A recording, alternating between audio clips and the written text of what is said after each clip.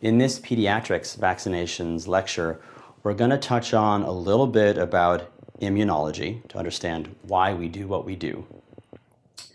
Talk about reactions and who should not get a vaccine, recognizing that the answer is if you think they need it, give it. We're going to go through all the vaccines, but touch on individual points briefly. And then we're going to review the diseases you should not see, those that are included in the DTaP. We're going to combine adult medicine and pediatric medicine a little bit here, but the heart of this is going to be peds. Do not memorize vaccination schedules. They change every year. 2, 4, 6, 8, 12 months, it doesn't matter. Look it up. What matters more is that you understand about how many they need and what to do if someone falls behind schedule. Remember, the emphasis is give the vaccine.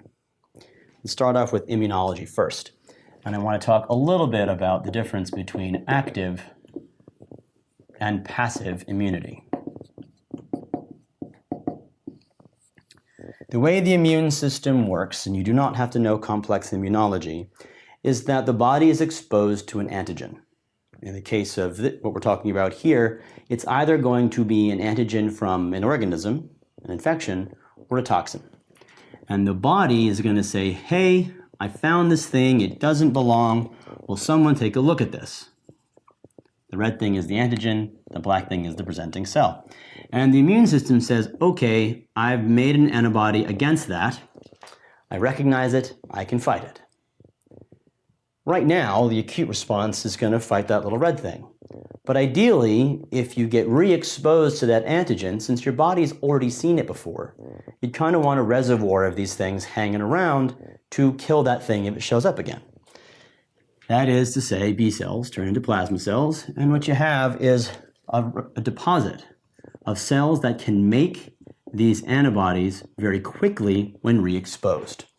That is how immunity works from exposure. You see something that's not supposed to be there. You create cells that can quickly deploy antibodies now that you've seen it, so that when you are re-exposed, your body says, I got that, and it's dead.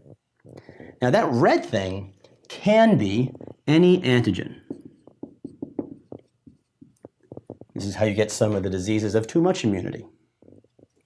But what we're going after is pieces of or an entire organism. We want to kill the bug.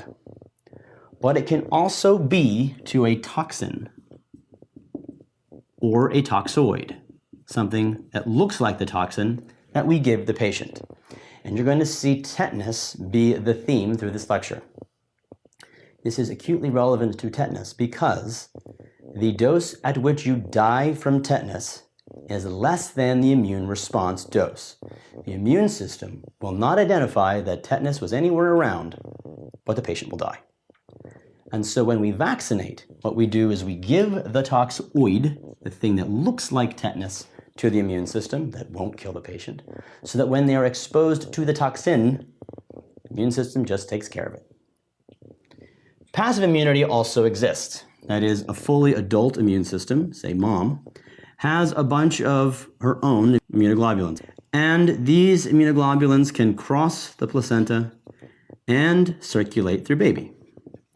Now, baby's not making these, and baby's immune system has never seen the things that they're fighting, so at about 6 months, they start to wear off, which is why we begin to see immunodeficiencies around 6 months, because mom's immune system is starting to wean, and baby now has to prime its own to defend against those.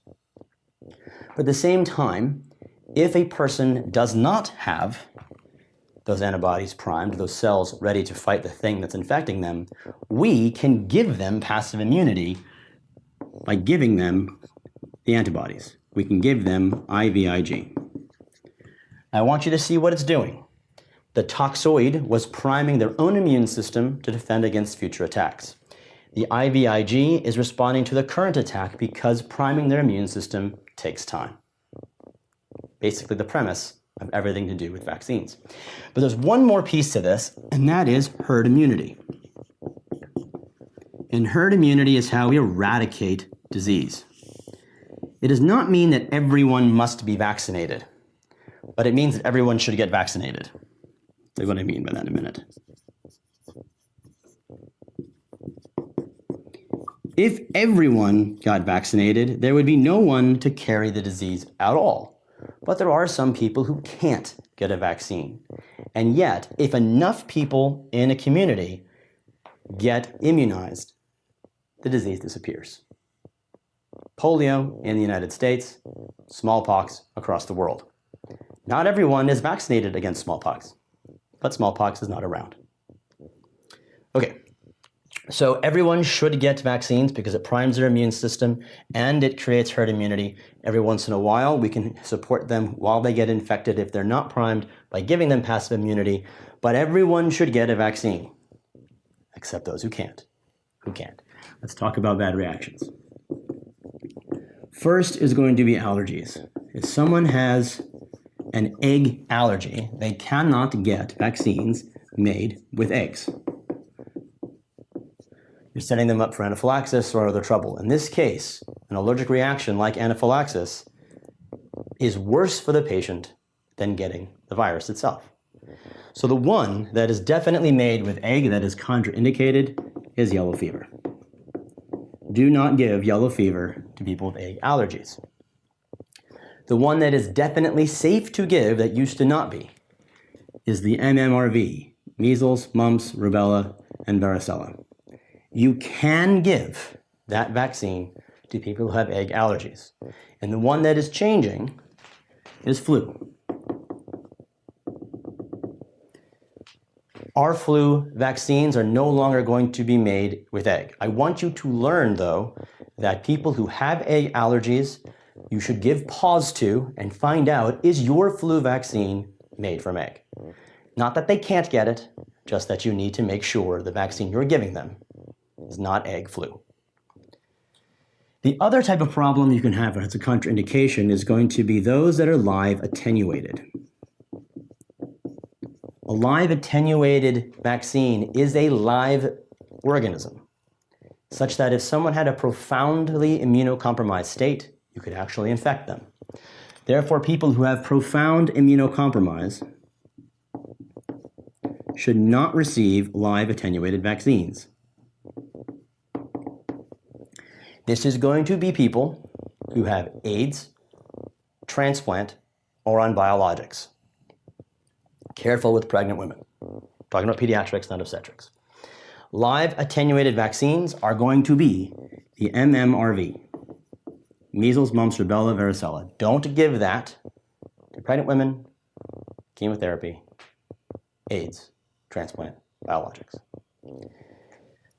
Flu, the shot, intramuscular, is not live attenuated and therefore can be given. If it comes up, the intranasal flu is live attenuated and should not be given to those who are immunocompromised. Give people the flu shot, it's going to be better. If they don't want it or can't have it, you can use intranasal unless they're immunocompromised. You do want to know when baby is having a problem with a vaccine and you want to reassure mom, hey, next time this kid needs this vaccine, give it. Remember, the goal is to give the vaccine. A normal reaction may look pretty traumatic. A normal reaction to a vaccine is normal if the temperature is less than 104. Babies can get fevers from vaccines, it's okay. And there might be a little erythema. And we just stuck a needle in baby's arm and injected some poison in there, so baby might hurt. So crying is okay, but baby will be consolable. Baby cannot articulate how uncomfortable they are, but if you can console them, they're not that high of a fever and it's just a little red, give that vaccine the next time. An abnormal reaction that should prompt you pause to give the next one. An abnormal reaction is a very high temperature, greater than or equal to 104. An inconsolable child, or frank anaphylaxis. Now, this is not a contraindication to other vaccines, it's just a contraindication to getting that particular vaccine in the future. Now, some things do come up. What happens if they are sick? Can they get a vaccine? Yes, they can. Sickness and acute illness is not a contraindication to giving a vaccine. Give the vaccine. What about if someone in their family had a family history of something? Can you give the vaccine? Yes, you can. Family history of anything the person says, irrelevant what they say, give the vaccine. Only personal history of abnormal reaction or a known allergy should prevent a person from getting a vaccine. And this is finally starting to go away, except in the general public. What about autism? Well, if you find someone who's getting their literature on the internet, please direct them to this website and this video so they can learn actual medicine. Autism has absolutely nothing to do with vaccines. Don't even mention it, bring it up. You might even chastise the parents for trying to get their kids out of vaccines that they should obviously have, using some misguided attempt to keep them safe. Really sell vaccines are good. Okay, I'm going to bore you with some details. We're going to look at a table and go through each of the specifics of the pediatric vaccinations. All right, let's review this table quickly. We're going to go over a bunch of different vaccines. I want to highlight what you need to know. If mom is concerned about having hepatitis B, we want to prevent vertical transmission because an infection with hepatitis B at the time of delivery will mean a chronic carrier state.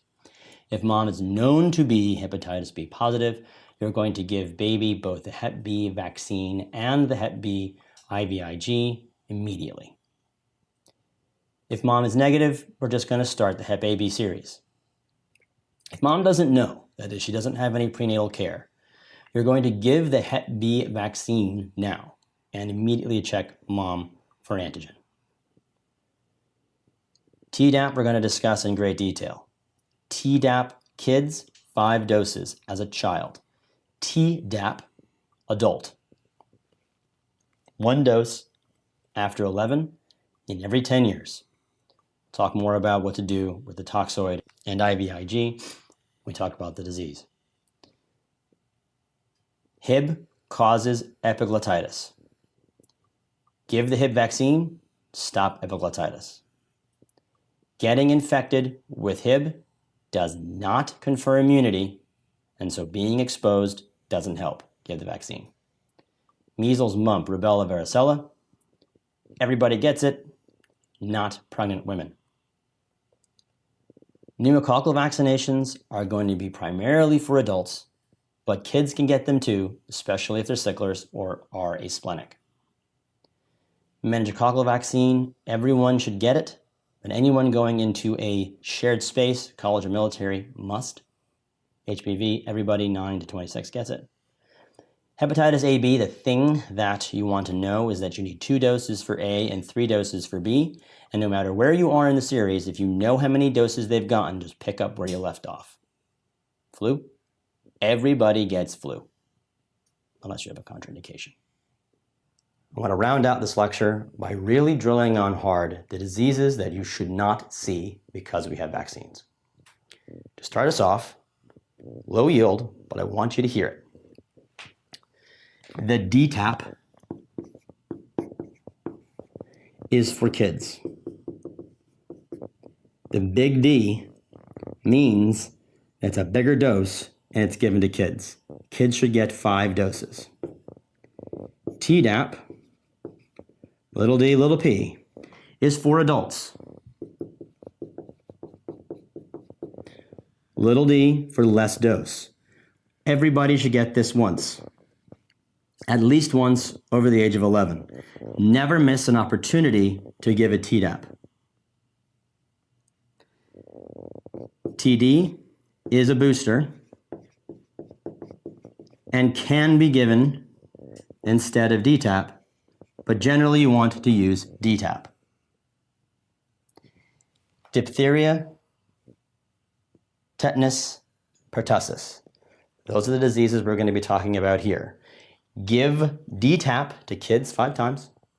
Give Tdap to everybody at least once, especially pregnant women every pregnancy, and adults over the age of 65 are going after pertussis. And it is okay to use TD as a booster for tetanus.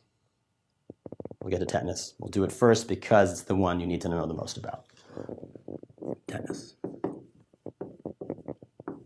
A patient who is not vaccinated who gets infected with tetanus will have that wound from a dirty wound. That's what you want to talk about.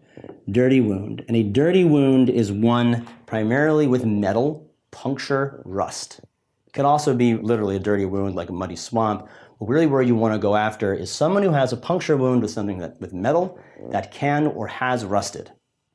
If you don't do anything, tetanus will set in and they will develop lockjaw and a spastic paralysis.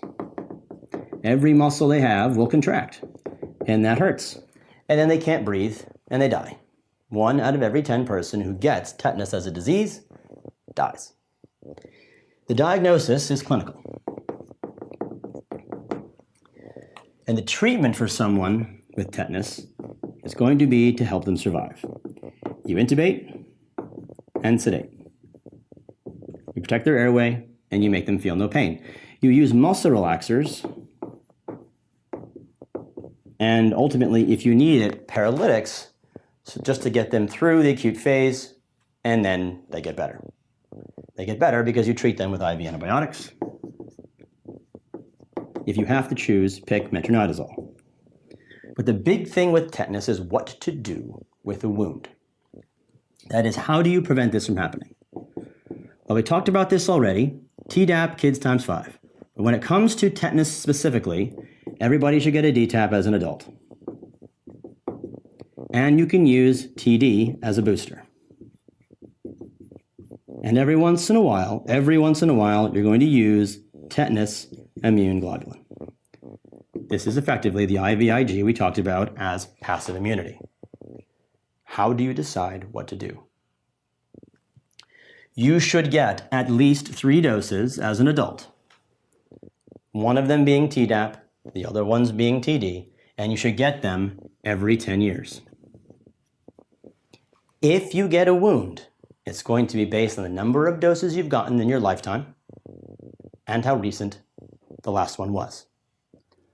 And management of a wound and what to do with tetanus is actually really hard to learn, but can make a huge difference in someone's life. And in fact, I've included this fade-in because I messed up doing it in the live video. So pay close attention to how you will treat someone the right way in regards to tetanus and a wound. Lots of people like to break it up into clean versus dirty first. That was my original error. Now I like to think about it in the way of thinking about less than 3 lifetime doses or greater than equal to 3 lifetime doses. A lifetime dose can be in the form of Tdap, DTaP, TD, TT. Doesn't matter. One of those doses must be in adulthood. So if you have less than 3 lifetime doses, you only decide, do I need to give the vaccine/booster, or do I need to give the vaccine/booster and tetanus immunoglobulin? If less than 3 lifetime doses, or it's unknown, clean wound, vaccine. Never miss an opportunity to give Tdap. If it's dirty, vaccine and immunoglobulins. If the person has had more than 3 lifetime doses, then time becomes an issue. The question is, do you need to give them a booster or can you send them home? If the wound is clean, the time is 10 years. If it has been more than 10 years since their last dose and they have a clean wound, they get the booster, Tdap, TD, etc. If the wound is clean and they've had more than 3 lifetime doses and it's been less than 10 years since their last dose, clean the wound, send them home. If they've had more than 3 lifetime doses and it's a dirty wound, the time is 5. If it's a dirty wound and it's been more than 5 years since their last dose and they've had 3 lifetime doses, give them the booster, Tdap, TD, etc. If it's a dirty wound and they've had more than 3 lifetime doses and it's been less than 5 years since their last dose, you can send them home. If less than 3 lifetime doses, you decide only, do I give immunoglobulins? The answer is yes, it's a dirty wound. If they've had more than 3 lifetime doses, you decide, can I send them home or do they need to have a booster first? Clean wound, 10 years, dirty wound, 5 years.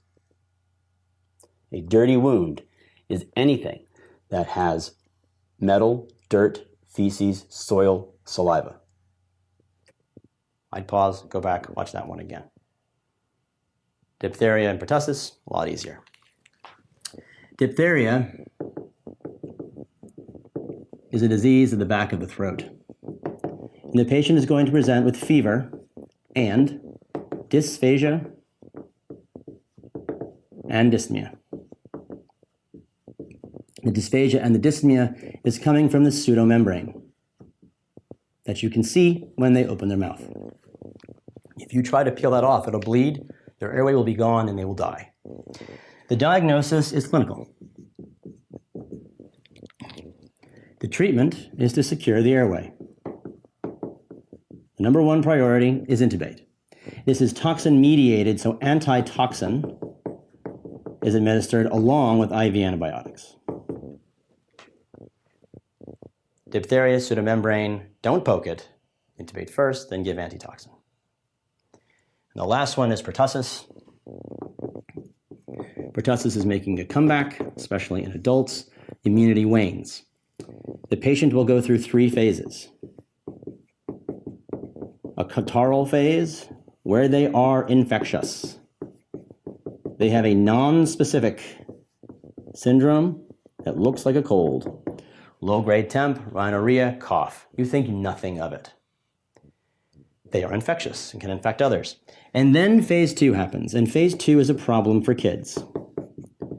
Phase 2 is the paroxysmal phase, where they go through paroxysms of coughs, followed by large inspiratory efforts that sound like wheezing. It's cough, cough, cough, cough, cough, cough, cough, cough. Cough, cough, cough, cough, cough, cough, cough. And all the coughing actually makes it so they're not doing a whole lot of breathing. If they get through phase 2, they go to phase 3, which is resolution. The diagnosis is clinical, and the treatment is supportive if they need airway support and erythromycin. Now, the big point about all of these is that if you just give the vaccine, they don't get it. So, know how to identify these diseases because they'll probably come up on the test. But what I want you to do in real life is give the person the vaccine. And I want to reiterate as I close, the last 3 diseases which are gaining traction in the way of publicity, good publicity, and just highlight some features. The first one is HPV. Prevent cancer, boys and girls, 9 to 26. Everybody gets HPV. Varicella, now part of the MMRV, no pox parties. And watch out for shingles. It used to be that if a young child got chickenpox, varicella, all the other kids went and played with him in order to get varicella as well. The earlier you get it, the less severe it is. But that can still be disfiguring. So we might as well give the vaccine instead of the disease. And likewise, those people who have had varicella, chickenpox, are likely to develop shingles later in life and need another vaccine anyway. If you just give them the varicella vaccine, none of that becomes a worry.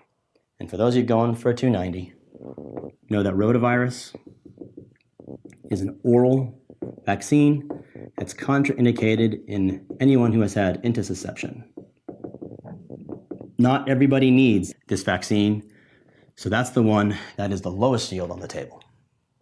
A long lecture, I know, and a lot of memorization. Let's go through some of the stuff really quickly. The goal is to give people immunity to a toxin or an organism by giving them a non-lethal dose to prime their immune system. If they get a disease and they have not primed themselves, we can give them passive immunity with IVIG or antitoxin. The goal is to get enough people vaccinated so the disease disappears. Everybody gets vaccinated unless they can't. Egg allergy, yellow fever, live attenuated MMRV, intranasal flu. It is okay to give a vaccine if the temp is 104 or less. There's just a little erythema and the baby is consolable. Anaphylaxis is a contraindication to future vaccines with that vaccine. Being sick, family history, and autism should not even enter into your decision making. I want you to focus on primarily tetanus, knowing what to do regarding a dirty wound based on the number of lifetime doses, Tdap, Tdap, TD, whatever, number of lifetime doses, recognize diphtheria and pertussis, and know a little bit about those lower yield vaccines, as well as some of the details we talked about in that table. That's pediatric vaccinations.